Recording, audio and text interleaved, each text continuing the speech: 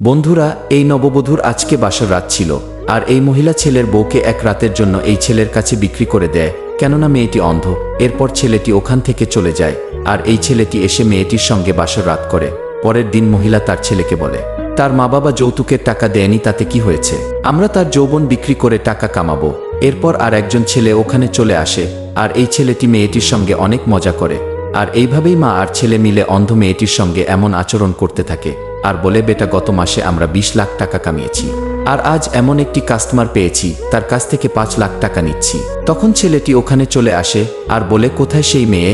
এরপর মহিলা বলে, আগে তোমার টাকা দাও, মেয়ে তোমার অপেক্ষায় আছে। লাস্টে অন্ধ মেয়েটির সঙ্গে যা ঘটল তা দেখলে আপনাদের চোখে পানি এসে যাবে।